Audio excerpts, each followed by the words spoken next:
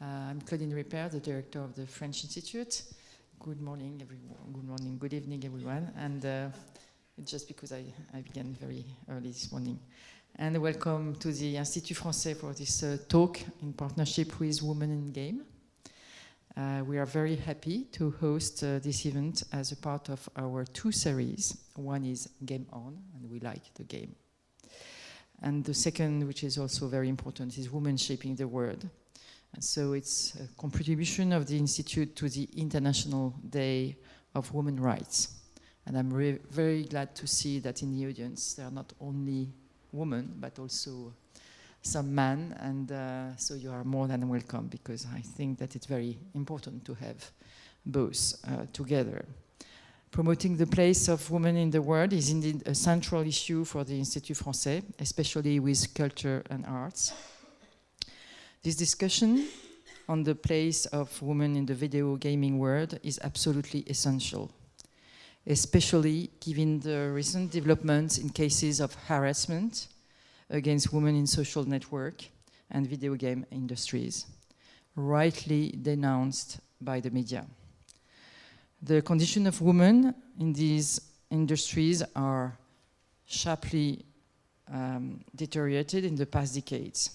Today, at least in France, maybe you have the figures for UK and other countries, half of French gamers are women, but they only make up 15% of the workforce.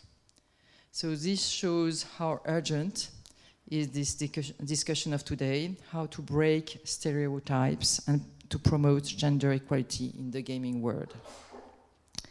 Yes, girls can program, create digital content, and be creative and productive in technologies. So to discuss all these fundamental questions, let me introduce four guests. At least we have four guests and one who is the handover, but I will begin with a guest. So let me introduce four guests. Sheila Ramanan, journalist, writer, and game designer. She already went and was one of our guests of the past Game On series. Jody Ashar, CEO, game director at TZ Cult Game. Thank you, Jody, to be here. Jade Thiriat. Thank you, Jade. Game player, programmer at Ubisoft. She just told me that she is the only one woman in her team. And Morgan Lénard, game designer, CCP Games. So to moderate the debate, that's our fifth person, I will hand over to Marie-Claire Isarman, CEO of Women in Game UK. Thank you very much, Marie-Claire, to host this talk. And thank you all very much. Enjoy this evening. It's a very important one. Thank you.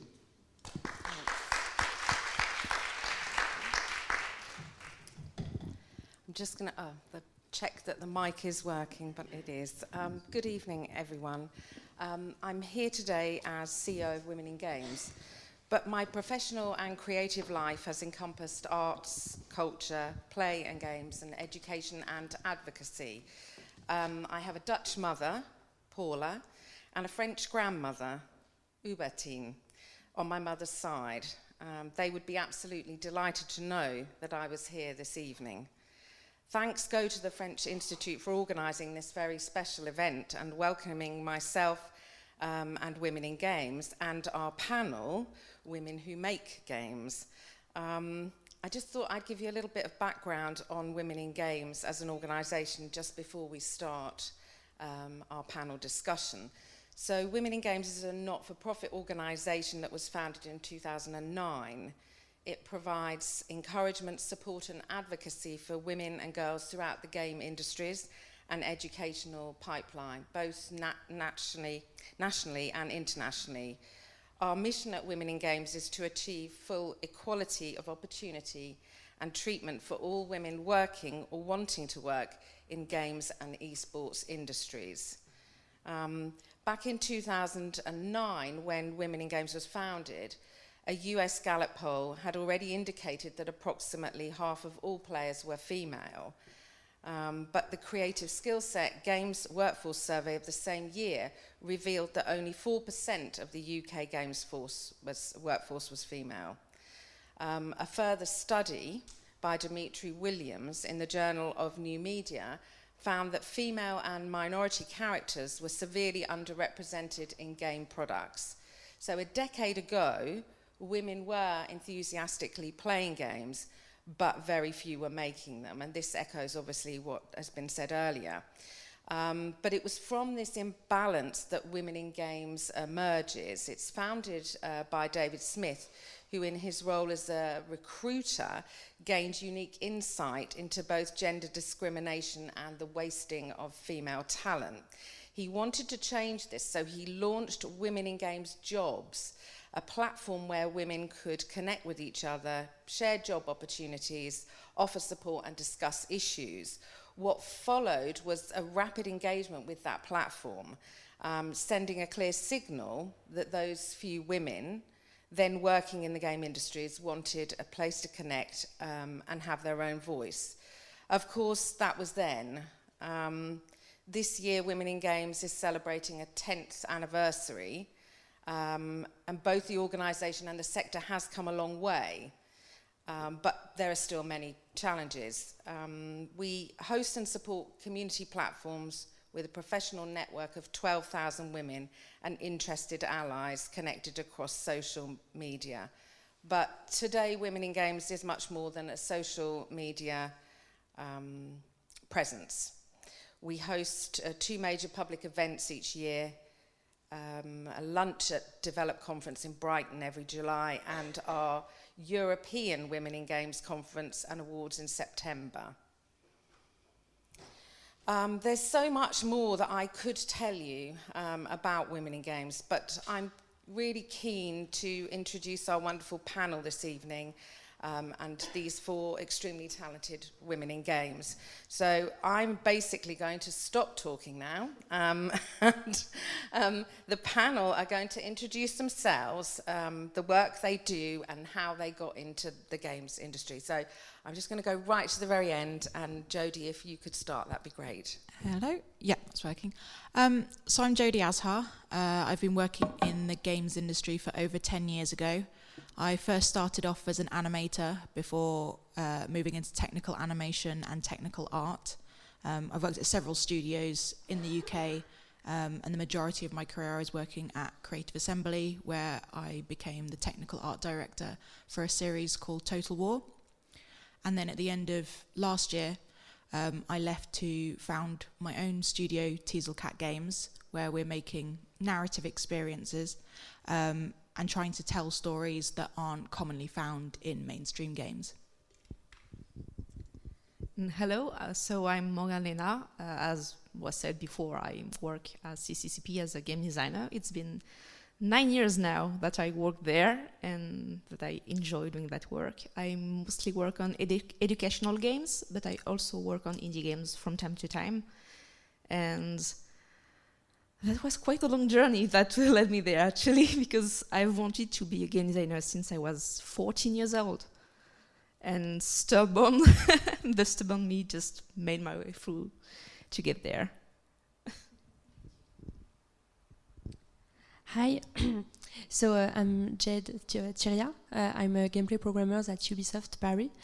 And yeah, for me, how I joined the game industry, it was I take a break during my studies and to go oversight, and I decided to make my own game, during the time I have, and I really enjoy so much this creation to really start from scratch and develop your whole world. And I say, okay, I want to do that in my job, in my everyday life. So I joined Ubisoft 2 years ago. And since now, I'm still at Ubisoft. I'm mainly working on AAA games. I have worked on Ghost Recon Wildlands, which is a shooter game, so not very the kind of game I played, but it's still interesting to be part of a project. Maybe you are not the target of this game, but it's still interesting to see how it is done from the inside. Hi, Hi there. Otherwise the mics are all going to be at this end. My name is Shella Ramanan. So I'm a video games journalist and have been for about 18 years. So I've been writing about games for a long time, but I've only been making games for maybe 2.5, 3 years. But I've always been writing fiction. I'm just purely a writer, so I like writing. As well as a games journalist, I was always writing fiction. And then it's only sort of relatively recently that the idea of a person who writes games has, sort of come to the fore. And so it wasn't something I considered that I could do. And then I thought, well, that's actually a really good combination of the things that I like. So I went on an Arvon Foundation course with 2 sort of leading writers in the games industry, and then went to a game jam, and that's how I started making the games that I make. I tend to make what you would call serious games, I suppose, because I want to extend the types of stories that video games tell. Because having written about games for so long, I see this cycle of space marines and shooters, and I get bored of it. And so I thought, well, one way to solve that is to write them myself. Thank you all for that. I'm going to go straight in actually with, a fairly heavy question. It's short, but quite difficult, and I'm going to go to Morgan first on this one. So, are video games a boys' club? I would say yes and no. I mean, we do hear a lot about the boys' part of the video game. They are very vocal, but if you look closely, you will see that there are a lot of communities, and there are a very broad queer community. You have a lot of women. You just need to look, really. Okay, that's great. Jodie, I'm going to go to you with the same question.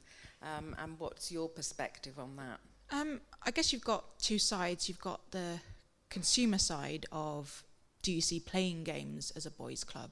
And I think a lot of the big games tend to be the shooters, because large companies know that there's an audience for them already. So they're a lot less risky for finding funding. If you can say, here's the sales from this multi-million selling title, we want to make something similar. But actually, looking at statistics, there are more women over the age of 40 now, I think, playing. The demographics shifting from this idea of sort of teenage boys sat at home playing video games to actually parents, people who grew up playing consoles, and they're looking for different experiences. And I really hate the term gamer, because it becomes very exclusionary of you have to play a certain type of game to be a fan, when really anyone who plays a game, it could be a board game, it could be on your mobile phone, there's all these different ways of interacting with digital and analog entertainment, that sort of, my mum's a gamer, but I'd never call her a gamer, but she plays games. And then on the other side, you've also got the games industry, that there are many companies that have been built up with a strong culture of men. So with only sort of, in the UK, I think it's 19% of the workforce are female. With that sort of strong male workforce, and especially in the early days, they've developed cultures that have positively seen male attributes of being pushy or I guess being a bit more boisterous, and seen those as good leadership traits, to sort of like never let down and always sort of push for what you believe in. And there are many traits that women have that make for a better team, because you are on a team when you're making games. It's not just individuals, and it's having that diversity of different skills that really makes a team strong. So not just looking for the best programmers and the best artists, but the best communicators. So I think many studios come from the male perspective of how to work and being able to put up with long hours as the default. So coming in with different perspectives of how to develop games and how to run a team is seen as, oh, that's trying to sort of change away, when really I'd like to see it more of a discussion of what actually just works best for the team, what works best for making a really good project, rather than go, this is how we've made games in the past and anything else is different. Thank you. That was very comprehensive. Jade, I'm just going to come to you because obviously you're working as a programmer, and I think you mentioned earlier that you are the only female working in that team. So what is that? How is that? What is that culture like for you as a female? So just to be precise, because it's a very big game, like we have a lot, so it's split in smaller team where I am the only one who programmed as a female. Yes. But there is more in other teams, but it's like a very, very few. I mean, I'm not sure we reach the 15%. So for me, it's like when you speak about boys club, usually when I say, okay, I do games, and people ask me, oh no, you're doing this kind of very violent shooter, because it's an image many people who don't play games have. So I'm forced to say yes, I'm doing a very violent shooter, but video games is way more broader than that. It's how you imagine you speak about cinema and you only speak about James Bond film. It's, yeah, obviously it brings a lot of money, but I mean, cinema is not only that. It's a very broader subject, and it's very wide, and I think video games is also that. And so maybe in the media we have this idea that, okay, because video games are like that, and this kind of video games are for boys, then obviously video games are a boys club. But if you know really the game, you realize that there is such a diversity. Like you speak about queers game, but maybe adventure games or puzzle games or even Snake or Tetris is a game, and it doesn't imply to need to be a boys to play it, obviously. So yeah, I think yeah, I agree with you by saying like video game is not a boy club, but maybe the representation we have about that, it's a boys club. And yeah, you were precising about like the daily basis of how to work with maybe a team where you are very few female. I guess I'm kind of lucky because everything is great for me. So I mean, people don't say, okay, you're a girl, so obviously you don't code, so you're not able to do that. So at least I don't have to fight for this kind of basic right. So it's great. So I think in the daily basis, it's not really a boys club, but I mean, we don't have to lie to yourself. Most of the game creators are men. Most of the decisionaires are men. The people who bring money in a game are mostly men.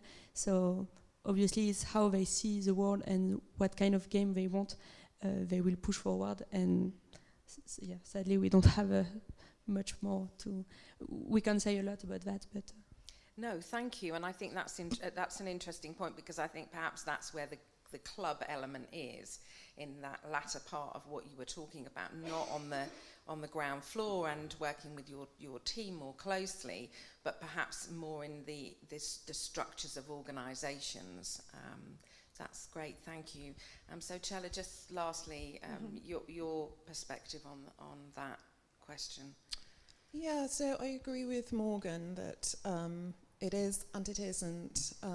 So if you go back to, well, the first programmers were women, and you know, when the sort of computer industry first started, women were programmers because it was seen as an extension of the sort of secretarial role. But then when people saw that it could be sort of a money-making industry, and there was a cachet that came with those roles, then women were kind of shouldered out. So there's this false perception now that tech and IT, and as an extension of that, video games, are sort of male-dominated roles because that's how it is, and women aren't interested in them. But we know, just looking at the history, even if you look at the way games were advertised in the 80s, there were boys and girls on the cover, on this magazine ads. So that is something that's just been created it's a power grab basically, because it's a money-making industry. But we're here. Black girl gamers prove that women and black women play games. All sorts of people play games and make games. So yeah. Thanks, Chella, and that very interesting what Chella's description about the history. There's a sort of period that I call the Dark Ages, where every console is black, every game is dark, everyone's shooting everybody, and the demographic that those games are for are very specifically male. And actually, it's in the onset, I think, of mobile games where that starts to shift, and the audiences start to shift, and that's when more women start to play games. And I think there's an understanding that actually there might be a segment of the market where you could possibly make some money, because money is often the driver to change. So I think that those points are really well made. I'm going to go on to my second question, which is around some of these statistics that we have been already talking about. So you have 50% of players are female, approximately, more or less. In France, we have a stat of 15% of women working in the sector, and in the UK we have 19%. But that is an old statistic now. That's 3 or 4 years old, and we urgently need an update on that. But that is the statistic that we have, so we have to go with that. So my question to the panel is really, why do you think there is such a low percentage of women working in the sector? Up for grabs. Who wants to? Great, thanks, Jay. I think I can maybe speak a little bit of my experience. Just after I graduate, I decided to go in a IT school, and to succeed, you have some exam to do, and to pass the exam. There was a whole preparation, and it was like totally mixed because it was a very broad science exam. So there was chemistry and physics and so on. And so it was totally mixed. I think there was even one girls more than boys. But when I go to this school of IT, it was like only 20% of female.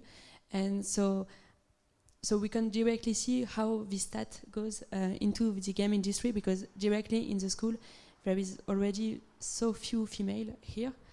And so now we can try to think about what there is this such a gap for IT, and maybe, like you say, there is this preconception that all IT is for men and all of the science in general is for men, and it's very sad because we realize that in school women are generally very good to this kind of subject, but maybe they are not pushed enough to continue in this way. Maybe they are afraid, or maybe if the only person you see, if you have no role models to project yourself to this kind of job, you will say, okay, it's not for me, and maybe my only role model it's maybe about more feminine jobs.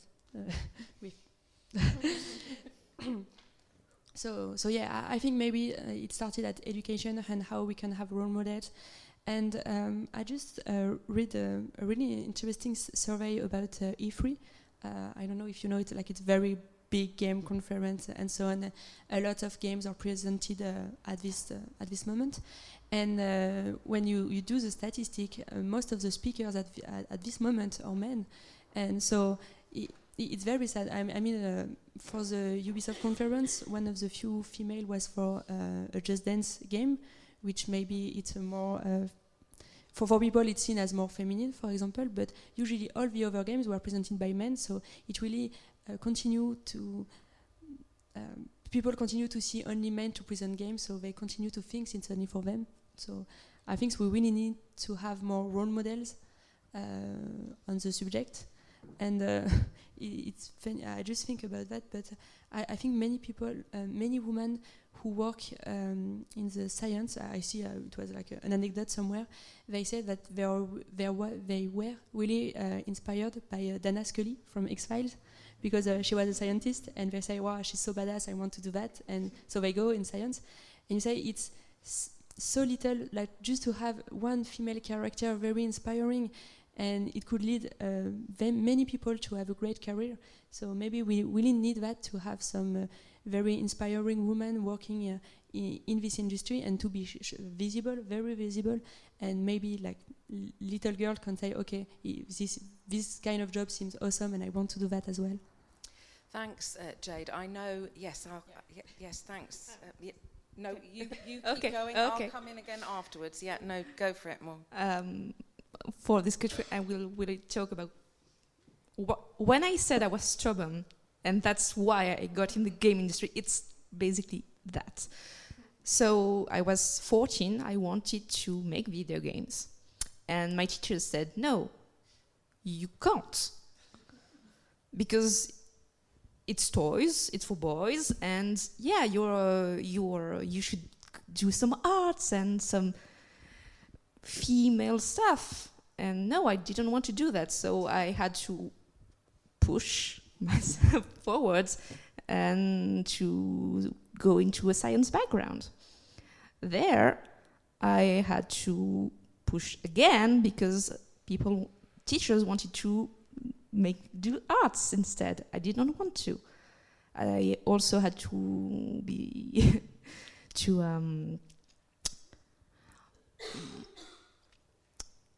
fight against my mother, who didn't want me to make games because, again, it was for boys. So why would her girl work in that industry? So yeah, it was a lot of doors, a lot of gatekeeping, really, that I just had to punch my way to get there. And I think that's why a lot of girls don't try. Because when a teacher, a figure of authority, tells you can't, well, you're just a child, so you say, yeah, I can't, so I won't try. And if the teachers were more encouraging, maybe we would have more women in tech and in games. So there are quite a few themes in there, I think, which go back into education. The educating of parents, the educating of teachers. I think Jade, your comments about role models. I mean, I know a lot of organisations that I work with, we have been trying really hard to get mixed panels and to make sure that there is a balance of panels. But I equally know that there are lots of events where that just simply still is not happening, and that isn't good enough. And I think that's, something Women in Games is really going to try and push forward to make sure that happens. Because I think you're absolutely right that if you just can have those role models, that can make a lot of difference, especially to young women who are trying to consider what they're going to do. Jodie or Chella, do you have anything further to add to that? Yeah. I guess I'll just kind of build on that and sort of link back to what Chella was saying earlier, of when sort of big companies start marketing things towards one gender or another, or one demographic, people who aren't experts in that area will take that information, and subconsciously they're processing it and go, oh, well, all these games are marketed for boys, video games must be for boys. So they're passing that on to their children, and not even sort of realizing the harm that they're doing.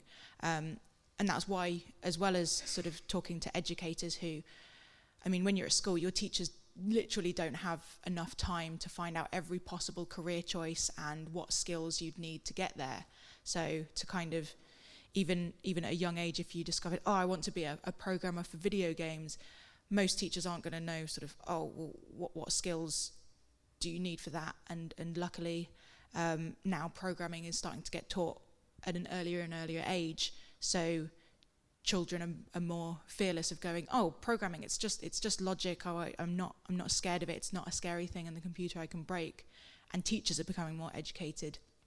And hopefully, as well as more people are playing video games, it's becoming a bit more apparent that there are people who make video games, and it is a viable career choice. Because I think even if your parents are sort of aware of video games, they still, many parents still see it as like, oh, well, you'll just be playing games all day. It's like, no, I have a very technical job. I sort of program and have to solve complex problems, and I get paid for it to make really cool games that possibly millions of people across the world will play.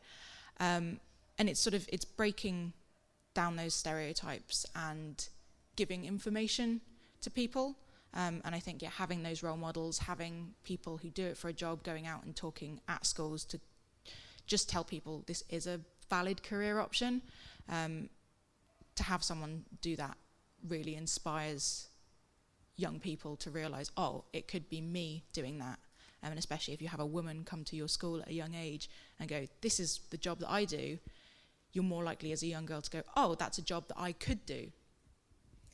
Thanks, that's great, Jodie. I'm going to skip Chella on this one because I'm about to come on to another question which she's going to lead on.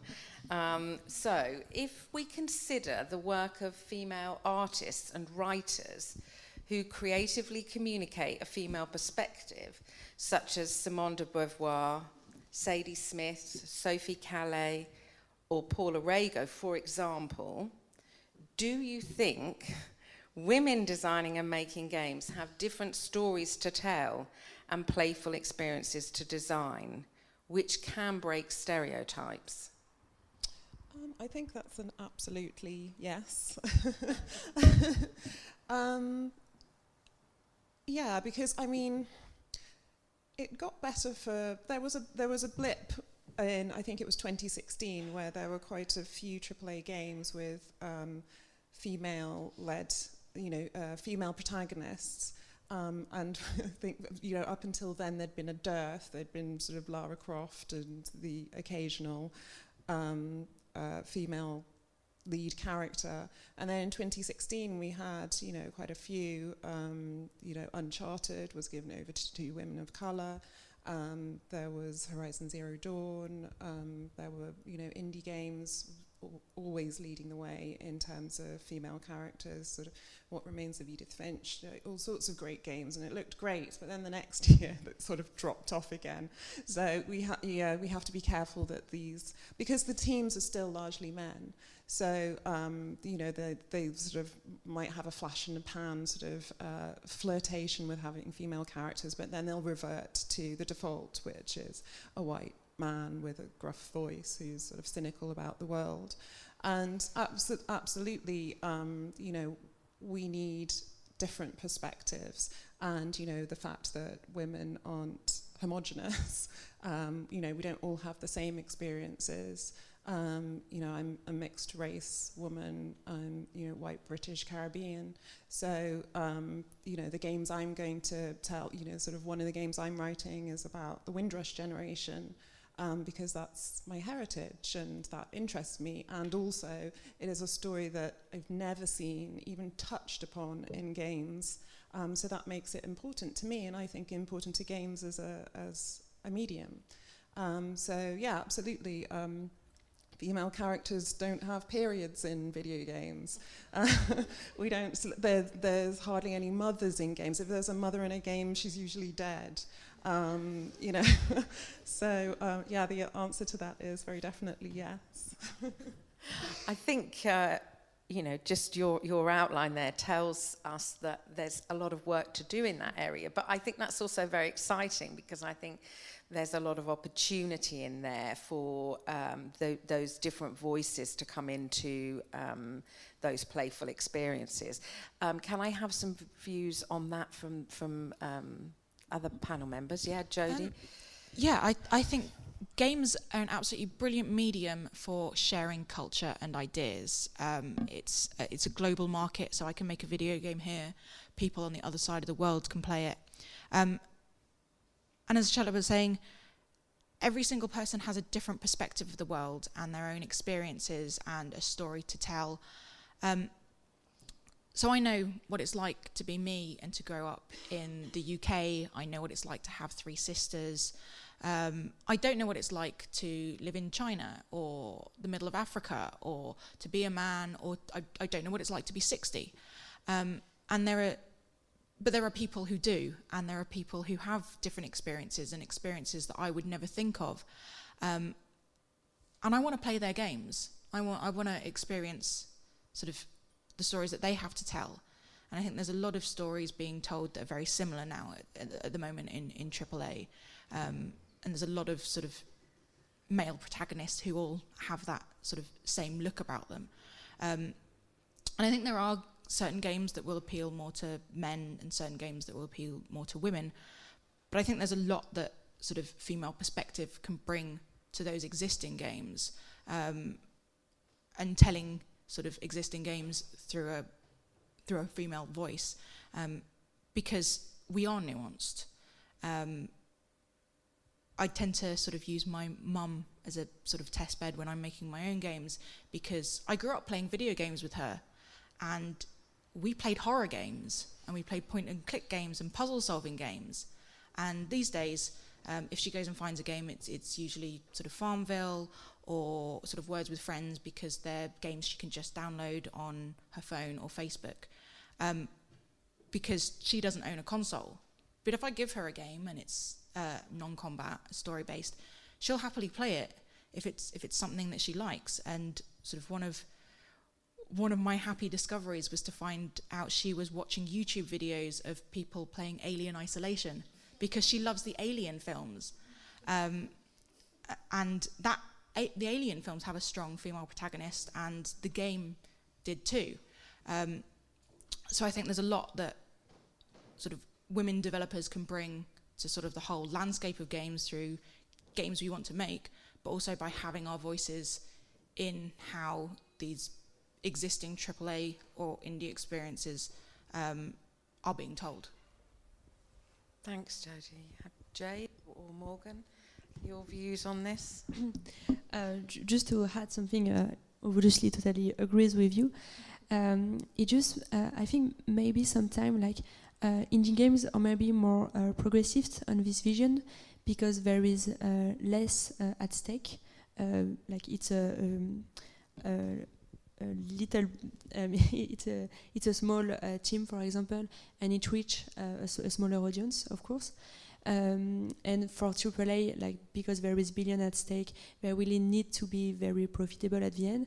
And I think their idea is, okay, to please the more player, we have to do the more generic character we can.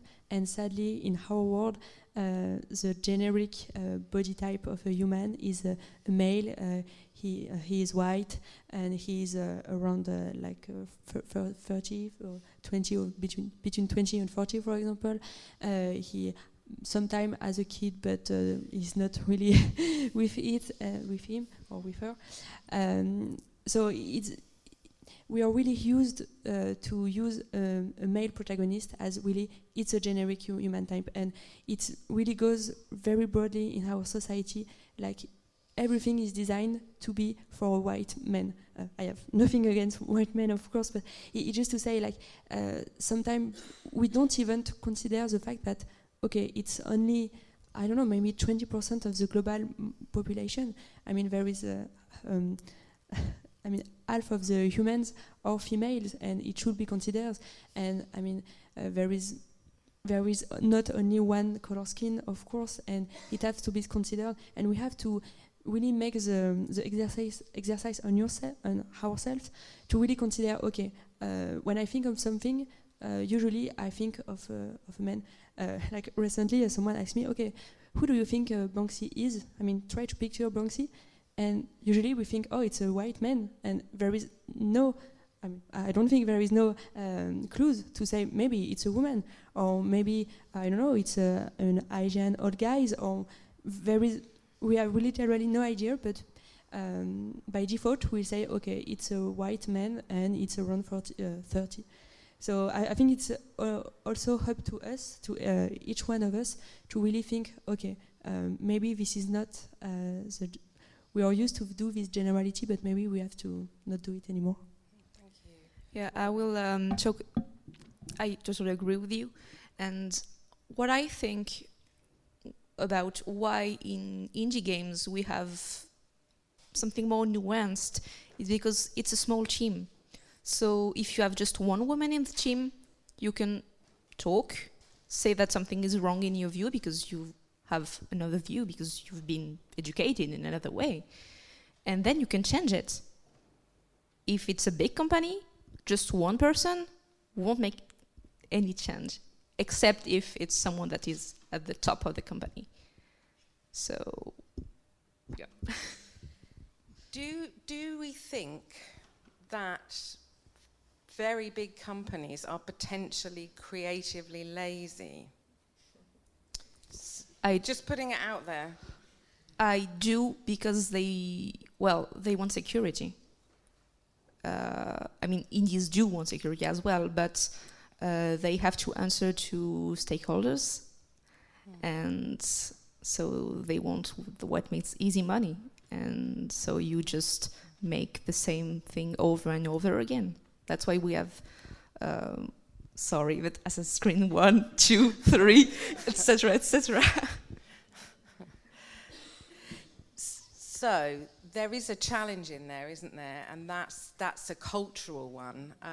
I think that the game industries, compared to some of the other cultural creative industries, are younger. Although I often think to myself that they have a lot to draw on if they look outside of games and they look at other art forms or literature, but that doesn't always happen. On a positive note, I think that I'm hopeful that the industry will mature. But on the negative side, I don't know how long that's going to be. What are you hopeful? Are the four of you hopeful that the industry is going to become more diverse and culturally more relevant, and that produce more meaningful games? I am hopeful, but I think it's a difficult road ahead. I think one of the problems is there's not been many female CEOs, and it's really reassuring sort of in the last few years to see more female-led teams, and women sort of wanting to run their own companies have struggled because of whether it's prejudice or stereotypes. Women have tended to find it a lot harder to find funding, so they are having to build smaller teams. They're not able to just run in right at the top and go, right, I want to build this AAA studio. And it's been really nice in the last couple of years to see sort of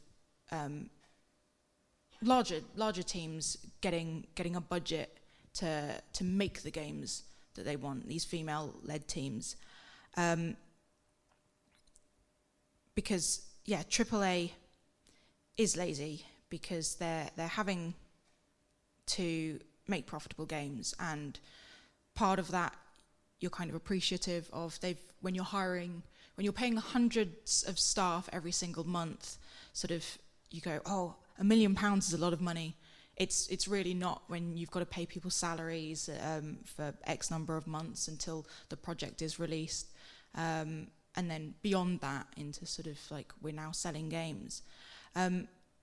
But we are sort of, compared to say something like film, it does feel that we're quite lazy, and that we sort of do fall back on kind of dismissing that an idea would be profitable. I think sort of film has had its sort of Black Panther moment where we've gone, here's a film that was really successful and it didn't get the budget of these other sort of Marvel films. But there's an audience out there that want to see these stories being told. And I'd love to see sort of big publishers giving a chance to teams that want to tell something that isn't sort of like this big game, we want to make our version of that, but telling their unique stories. Great, thanks. Absolutely. Yeah, so am I hopeful? I think I lurch from hope to despair, depending on what's in the news headlines in the games industry. I think my hope comes from the sort of organisations like Marie Claire and people like the people on this panel and people I know who want to hire more diversely and make a more supportive industry, because part of the problem is the brain drain of people who just get sick, women who just get sick of the burnout and not being able to perhaps take time off to care for children or family or elderly relatives. Women are statistically more likely to be carers. So there's one thing inviting women into the industry in the first place. The other thing is keeping them. So that's a problem. In terms of hope and the sort of the beacon of hope that is or was the Black Panther film, I think I was hopeful in February of last year, but I suspect it's going to be a trend, and I don't think that film is that far ahead of us. We look at it as if it's some some paragon of what we could be, and I just say look away from film because they're doing it wrong. And have done for 100 years, and we're younger, and we should be showing film how it's done, So yeah, I don't know if that answers the question or not. No, it does. It does. It's a very powerful statement because I think one of the things that the game industries has suffered from is cultural acceptance, and I know when earlier on in my career. I was running a games program in an art and design university, and the first year that I worked there, the game students had an exhibition which was torn down by students from the fine art faculty because they didn't see that games were culturally relevant, and there was a lot of there was a lot of cultural snobbery, and I think that games is often having to fight that battle. I think some things are changing because I think games are being seen as more culturally relevant, and I'm just going to actually hand this straight back to Chella because she has recently been involved in the exhibition at the V&A. So I'm going to get her to just say something about that. But I think, the fact that the V&A has opened its doors and has had this first major exhibition on games is saying something, and I think it also helps the public to understand some of the processes that go on, some of the histories that go on, because the history of games themselves are interesting, because if you look at the components of games, you have the history of play, you have the history of illusion, you have the history of art, you have the history of design, you even have the history of magic in there. So there are games have a very, very long lineage, and joining all that up and then projecting that and helping other people to understand that's a really important role for cultural institutions. The V&A exhibition was fantastic. It was beautifully curated, and I was really privileged to play a small part in it. I was part of the diversity section in the exhibition. So we were talking about the sort of aspects of video games in culture in terms of diversity and representation of different people. But one of the things that struck me about the exhibition was the fact that it sort of lifted the lid on games as opposed to being these magical things in a box that you just press buttons, and they took all that away and they took it back to the bare bones of the design and the pure creativity that is behind games, which is so beautiful, and it took it back to sort of film footage and sketchbooks, and it was just incredible the amount of paper that's involved in making games, which I thought was stunning. It was just beautifully curated, and it was just wonderful to be in the Victoria and Albert Museum as the games industry, with like William Morris upstairs and silverware and, sort of rugs from Afghanistan and then video games right in the middle there. It was just fantastic. Yeah, I can't remember what the point. Why did you give this back to me? Yeah. Cultural capital of games. I'd like to go to our French game designers. How do you feel that games are perceived in France culturally? They are starting to be seen as real cultural products. This year, the government actually added video games to the cultural pass, which allows students to buy video games with a subvention from the state. So it's already a big start. The French state do lend money to studios to make games, and it's also studied now. So we do, and also the Ministry of Culture is working on a video game, and he will be releasing it soon, its first game. So I'm really proud because we are doing it. But yeah, so we are starting to really see it as a cultural product. I would say 3 years ago, it was just a toy, but now it's really taken seriously.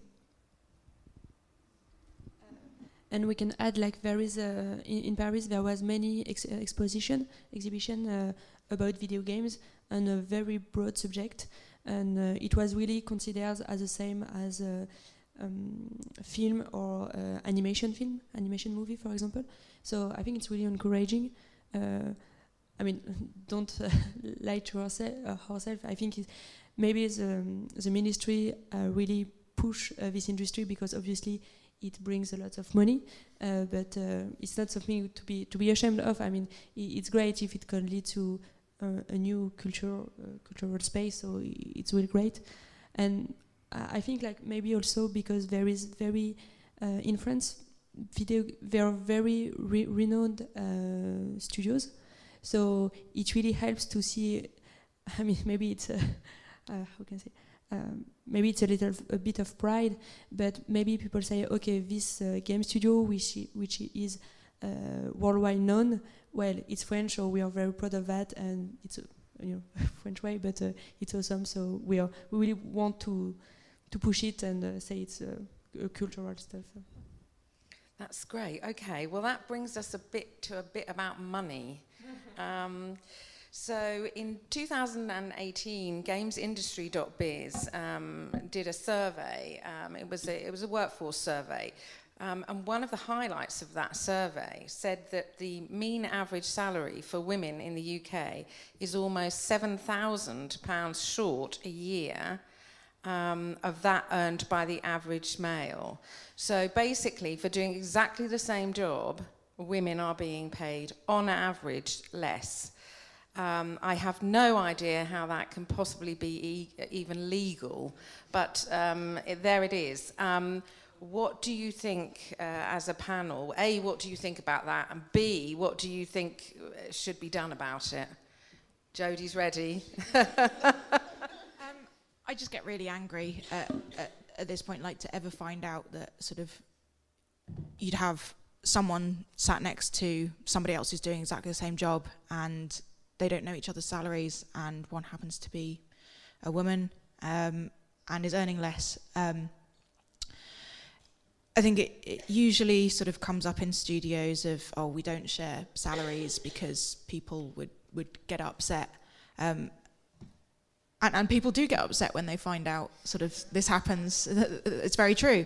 But to hide salaries is not the way forward. I'd be in full support of sort of having that information on display, because then if there are any discrepancies, managers are then responsible for saying why this has happened, and it should come down to skills. You're being paid for the skills, and if you're being paid less than somebody else, it's because you haven't quite hit something or they're contributing something more. But you should be able to talk about it. If you can't explain why somebody is getting paid more than another person for the same job, then it is illegal. Like, there are laws that say that you cannot be discriminated based on your gender.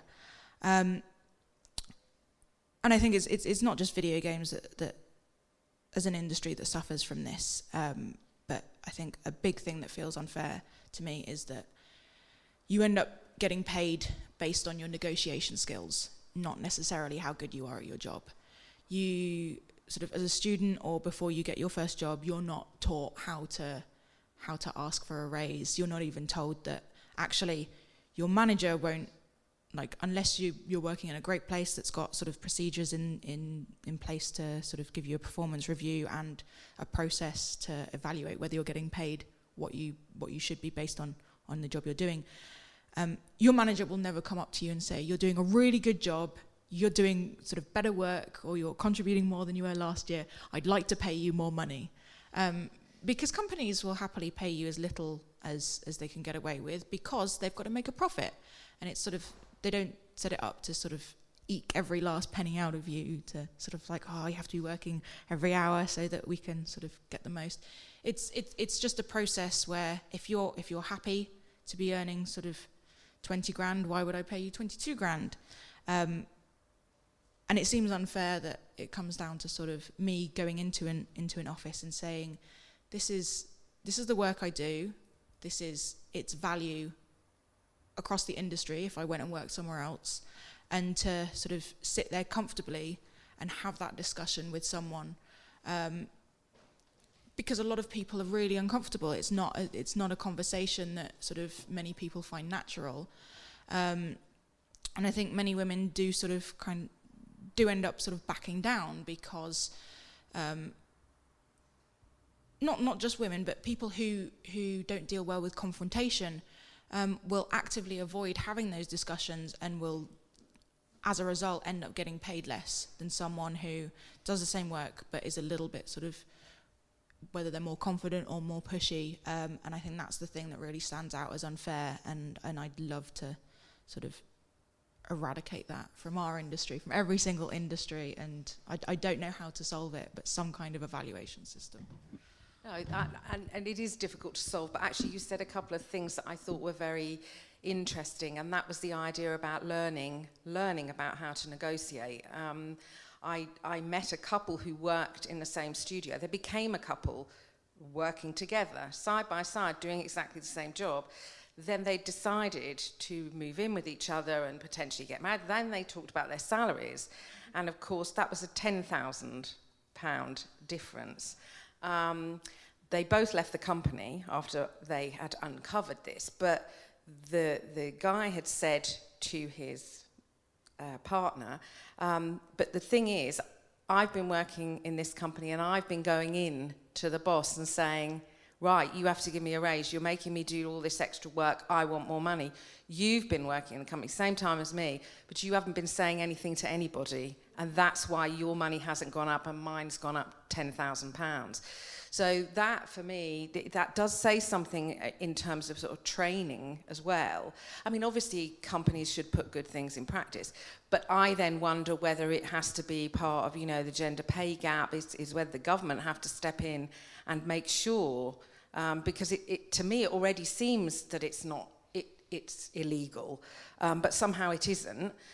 So do further does the government have to step in further? But then on the other hand, you always worry about how much the government is going to step into anything. So it's quite a difficult one to solve, I think. Yes, Jay, please.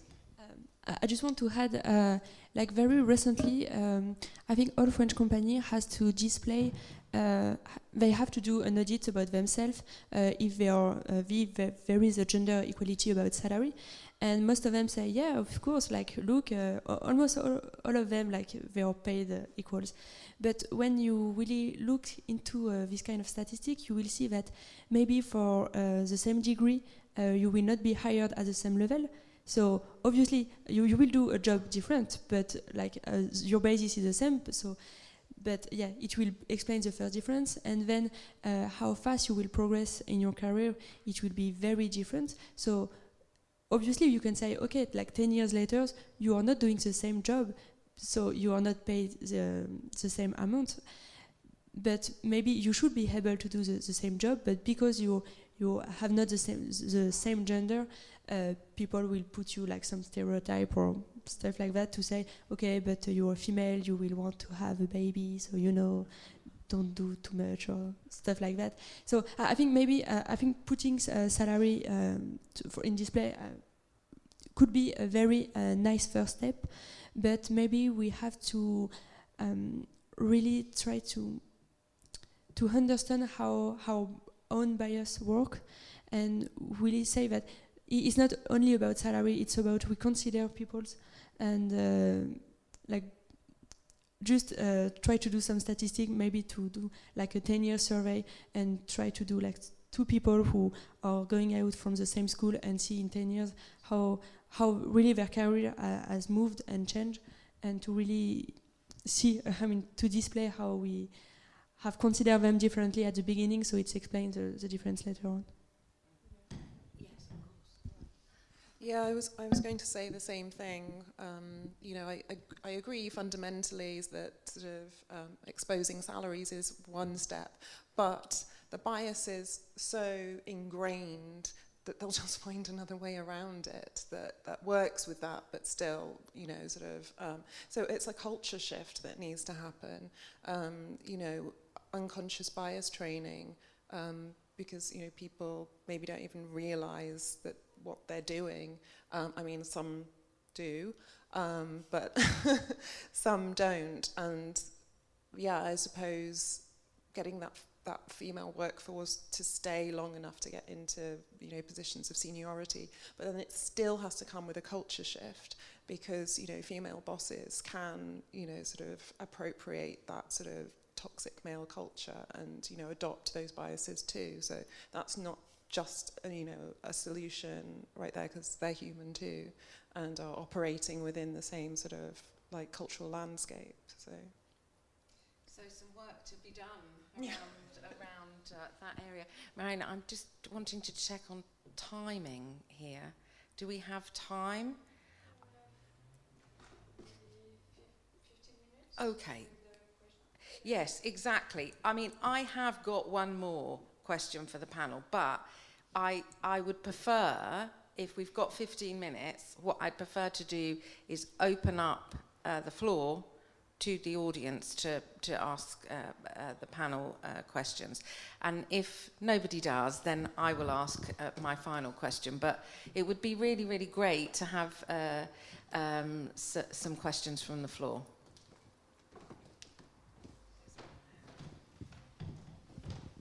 It's quite interesting. Oh, sorry. It's quite interesting that you sort of came back to sort of cultural bias, because at the beginning, a lot of you said about shooters not being sort of them being predominantly boy games. But I'm a girl. I play a lot of games, and my favourite games are shooters. I do like to, pew a few aliens or zombies or maybe other humans. But do you not think that the problem is not that the games aren't for girls, but more that the girls aren't represented in these games? So I'm a big fan of Apex Legends this month, and it's the first time I've been able to pick a character that I think, oh my god, she kind of looks like me. And that more AAA shooters would be better to have like more female characters, and games that are shooters that maybe you have character creation, that you can actually create a character that looks like you, rather than when you get to the female character creation, there's a lot less options and it's a lot harder to actually make a game that represents you. I think that is a really great question, and a really great observation as well about the idea that just because you're a girl or a woman, you might not enjoy racing car games or shooters or anything else, but actually how can you make those games better and more diverse so that they can be more interesting to play? What do the panel think about that?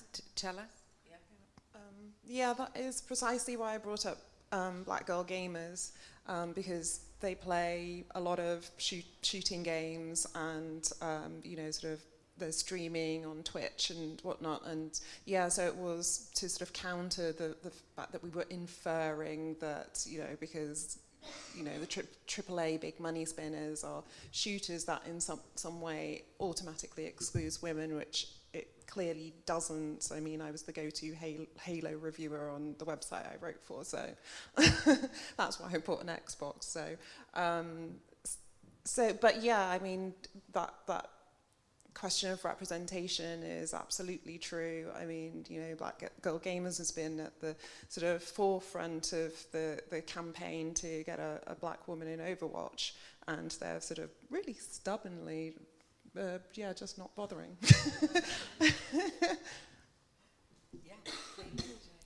It just makes me think of the question you asked a little bit earlier about how hopeful we are for the game industry, and for me, I'm kind of hopeful, especially for these questions, because we have seen, like, for some very big game like Overwatch, they try to bring a lot of diversity, and more recently for Fortnite, I think, like, when you start playing, you can't choose your body type, like it's randomly picked, so it pushes yourself to just try to incarnate someone else, and someone else not being a white man like before. And I think, like, more and more game, they realize that obviously even if their target are like the same as before, they understand that at least they have to prove they want to be more diverse. And I think it's really working. We have a lot of very successful games who have kind of reached this kind of diversity. I think it's not perfect, and there is a lot more to do, especially, like, sometimes you still have to choose between one gender or the other, and, like, it's not enough. But at least we are getting there, and it makes me, I mean, I have a lot of hope about that, but Yeah, I would say that more and more we try to make game immersive, and so we realize that to make a game immersive, you sometimes need to be able to shape it to your will. So you have to shape it you have to shape your avatar so that it looks like you. So yeah, we do have a lot more women in character customization because we do want to push immersion further. And what I'm hopeful though is that when we do have narrative games that tell the story of one precise character that you're not supposed to project into because it's his or her story, and they choose to make a female character, like Horizon Zero Dawn. That's the kind of game that makes me hopeful, because they could have just picked a random dude like usual, but they chose to do something different, to explore something different, to tell another story, a story that we usually don't hear. And yeah. Great, thank you. Good points. Yeah, of course, Jodie. Yeah, I think we really need to break away from this idea that the white man is the default, because even when you get to the character creator, 90% of the time it starts off as a white guy, and then you're changing attributes to make it look more like you, and sort of everything else is kind of seen as other, or you're adding diversity. And I hate the idea that it's sort of like, oh, we thought to add a woman, our game is diverse. It's like, well, no, you've covered sort of two genders. It shouldn't be an achievement. But I think sometimes it goes beyond sort of even the game itself, because if you ever sort of picked up a T-shirt from a gaming show, most of the T-shirts come in male sizes. Even the women's shirts tend to sort of not be women fit, and they and sometimes they even have really unthought of sort of designs of women sort of have chests, and you'll get some design that happens to just kind of fall awkwardly here, and you're just like, I don't want to wear that. So it does start off from sort of seeing sort of like, oh, it's going to be a guy playing this game, and everything else sort of comes afterwards. And I think as developers, we need to change the way we approach things, and realize that we do have this unconscious bias, that we're starting off from a point of like, well, this is the character, how do I make them different? And actually sort of go, who is the character at the root of this, or who are the people who are going to play, or how do I, even if I don't think sort of black people or women are my target audience, how do I make a realistic world? Because if you've got a game set in London, you walk down a street in London, there's people of every colour, every age, different genders, so having that representation is, it should be a natural representation of the world. Great, thank you. Another question from the audience?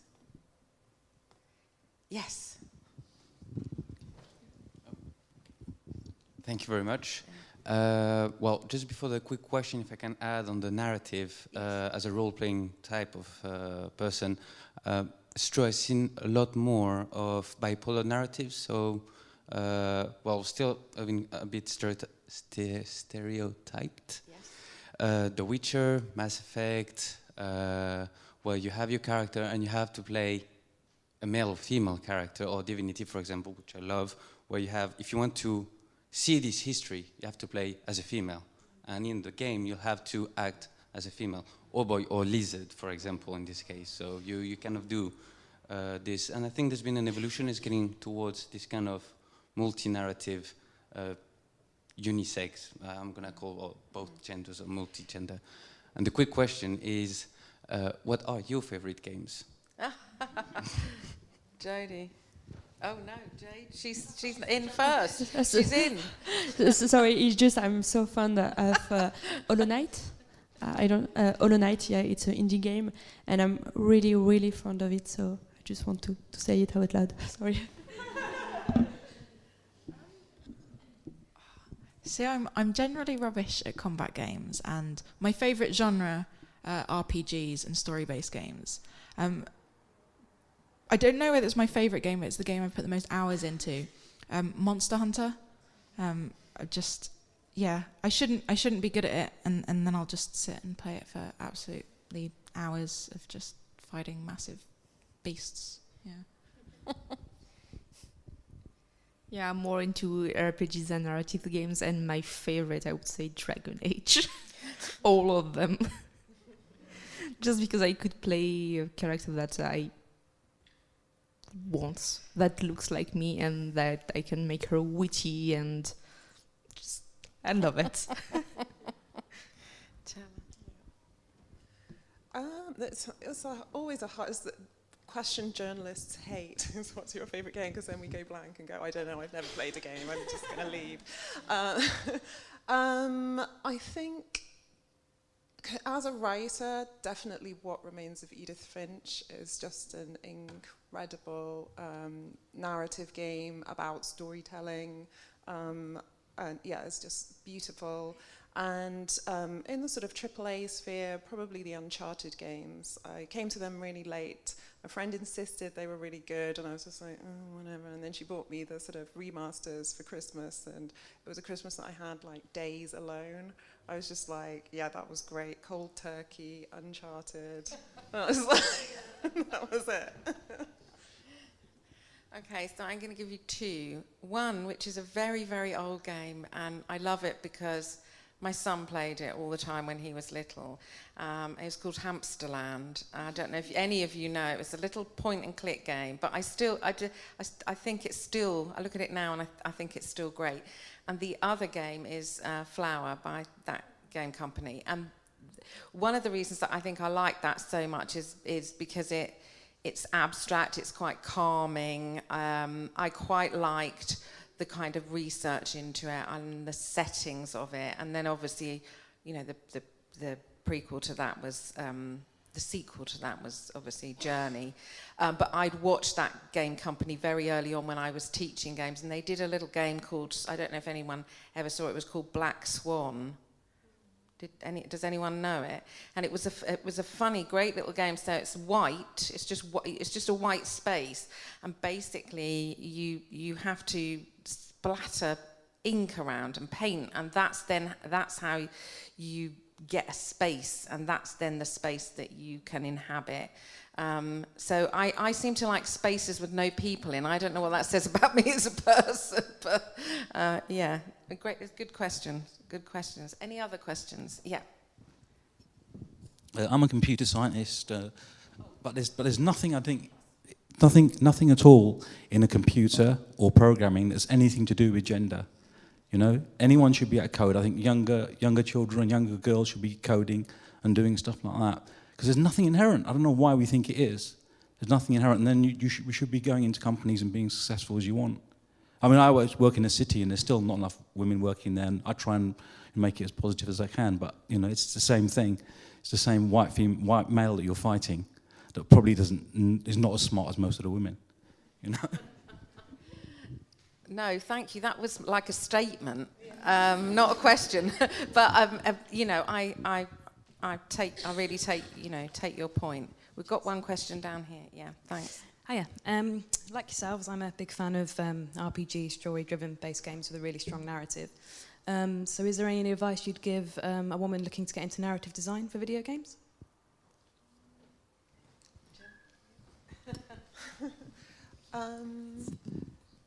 Well, yeah, there's loads of, I'm sure you're aware, there are loads of great tools that are available, freely available. So there's Twine, there's Ink by Inkle Games, who made 80 Days, and that's a great tool that integrates with Unity really easily. So if you know a programmer or you program as well, then you'll be able to, I mean, Banner Saga was made with using Ink, and it's stunning, and into Unity. Obviously 80 Days looks stunning and used that system as well. And then I think just write some prototype games, basically. Just give it a go, because the tools are there. Go to Emily Short's blog, because she's just like the queen of interactive fiction, and she just like is this all-knowing source of like how to do them. And she writes really informative. She's really great at sharing her knowledge and insight into narrative games. Play lots of narrative games and try to unwrap how they're made. Yeah, and maybe collaborate with people. Go to game jams. That's how I started. Basically, was I went to a game jam and I was the writer, narrative designer on it. Yeah, I think definitely sort of making games, because even sort of like if you've got experience sort of with creative writing for games, often players don't want to read a load of text, but especially sort of like in an RPG, dialogue plays a large part of sort of that experience and interacting with other characters. So sort of learning to be succinct with sort of your writing. Writing isn't just dialogue. No, and there's the writing for the Sorry, stories. the writer had to say that. Yeah, but even sort of the storytelling with sort of working with other developers on a team of sort of you as a writer need to progress from point A to point B. How does a character get there? Down a corridor. Well, what buildings have just one straight corridor? Just sort of thinking about sort of how your writing works within a game. And yeah, find other people to collaborate with. As Shella said, sort of game jams, but I'd also sort of recommend Twitter and just finding people on there, because there tends to be sort of people with sort of side projects if you're sort of looking for something to help build up a portfolio, or even looking for jobs. It tends to be quite an informal space of people are quite happy to chat or just post, hey, we're looking for this person. Yeah, I would say Twine, and there's Fungus for Unity that makes you can make a visual novel without knowing how to code, so that's great. And also you can do some short stories on Twitter. I see a lot of narrative designer friends doing those 240 character stories, and I really help them get there. And also learn how to pitch your idea, because if you want to be a writer, you will need to convince people that that you make your game, and so learn how to pitch it, like in an elevator, 3 minutes. You have to convince someone. Just summarize a story. Just get all the selling points. Thanks very much. I mean, I think there are two sides. There's the creative act itself and some advice that you've been given by the panel there, and then there's the other side, which is the communication side, which is the pitching and how you get yourself in front of people, and then how you get the job or how you get something done. So I think it's just taking it apart a bit, really, and then looking at each thing. Networking is, of course, a really big thing, and that's whether it's attending events or, in person or online. And sometimes events come with these, tickets that cost so much money, But if my experience is if you turn up at an event and you just go to the free bit and you go to the bar, you can usually meet some really great people, and talk to them and then get those dialogues going. Yeah. So just before I finish, are you studying at the moment, or have you finished? You're working. Okay. But you want to shift into that area. Okay, interesting. Marion, are we still got time for any more questions? I think we have time for one more question, but everybody can come to have a drink after. If you want to continue the discussion, we can drink a glass of wine and have a little piece of cheese and continue to discuss. Why don't we do that? I think that would be a good thing to do. As you want. Yeah. I'm not saying I'm desperate, but so see, drinking doesn't help you going to the bar, talk to people. I'm just going to give one more opportunity, just in case anybody has anything, and if not, I think yes, we've got one more. Hi there. That was really interesting. Thanks. How do you handle the backlash from certain people when you do add diversity to games, such as I think Battlefield and Mass Effect Andromeda had, as far as I'm aware, had quite a bad backlash because of added diversity. So just wondering what you think. Thanks. Who would like to take that? We had an issue with our game Dead in Vinland that was released on Steam last year. You play as a Viking family. There is one man, 4 and 3 women in the starting team, and most of the player base was okay, but there were a lot of people that were quite vocal about, but they're Vikings and they're just one man and he's always depressed, he's not strong, and they went on and on and on that, but he's human. He can be depressed, he can be sad, he can show, he can look frail. He's human, so yeah. And we actually had a lot of help from our community. We actually pushed some to talk about it and share about it. It's actually our community that helped erase all the drama from the vocal ones. I haven't experienced it as a developer, but as a journalist, obviously I've had to write response pieces. I wrote the response piece for PewDiePie's last debacle, or maybe he's had another one, I don't know, I ignore him now generally, for The Guardian, so I wrote the response to him saying the N-word on streaming. And I think quite often it's about the company supporting their staff, because quite often it's a staff member who's stuck their head above the parapet and may just get shot down in flames, and quite often it's a woman who's been singled out as the key sort of the key target. There's this one woman on the team just drove this game to this sort of terrible diverse edge that they just can't bear, and it becomes a really horrible. I joke, but it becomes a really horrible, scary situation for these people. And sometimes we've seen they're not fully supported. So I think it's really important to feel that you've got a company who's got your back. When you need it, in terms of this backlash, And I think just as an industry, we have to denounce that sort of behaviour, really, which is, what my role has been as a journalist. Okay. So I will just add about all that. I think when we speak about harassment, when it's very against one particular person, what is very hard for this person is she seems to be like alone in her mind or his mind. He's really alone in this situation, and there is everyone else who are against it.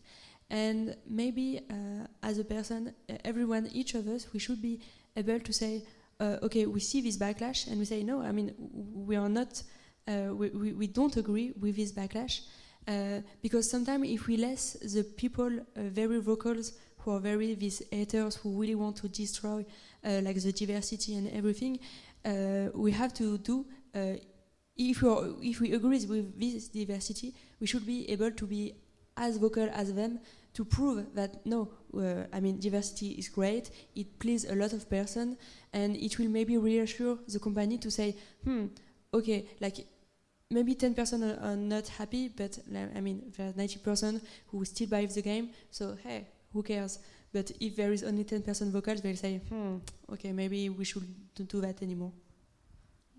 Yeah, I think sort of echoing a couple of things that have been said, yeah, it's usually a vocal minority. Like for someone in public to go, this game is too diverse, I think most people would say that's just a stupid opinion. So sort of, you kind of, I think most people sort of have learned to not respond immediately, to actually evaluate, is it just a vocal minority? And I think sort of journalists are starting to become more on game developers' sides rather than just kind of chasing headlines. There are journalists who want to sort of cover something meaningful, or at least go, well, this was a stupid reaction. But I think what Jella was saying about protecting staff is really important, because one of the really sort of young positions in game development is social media managers, and especially with sort of like the internet being such a big thing, and especially online gaming and having that PR presence, you have these people now who it's their job to be interacting with people on Twitter, on Reddit, on all these platforms, and they're the front line, they're sort of the consumer face, and they're the ones who have got to respond. They've got to give out the company line on if it is something that the company needs to respond to, what is it that they're saying, but they've usually got their handle there to say the company line, and they're getting all this backlash that in extreme cases you kind of you need that training of how to take it on in a mental capacity of, you've got a lot of sort of, I mean, it could be a lot, or it could be a handful of screaming people going like, this is terrible and you're a terrible person. Yeah, I think companies have an obligation to protect people. I mean, they need to providing you health and safety in your workplace with hardware and making sure you're not injuring yourself, but also that you're not sort of getting this mental abuse, and that you are being protected that way as well. Great. Yeah, so that I think that's a really good point. Okay, I think the wine and the cheese is calling. Happy note. I want to thank you all for listening, and I would like to thank Jodie, Morgan, Jade, Chella, and please talk to us with a glass of wine in hand. Yeah. Okay, thank you.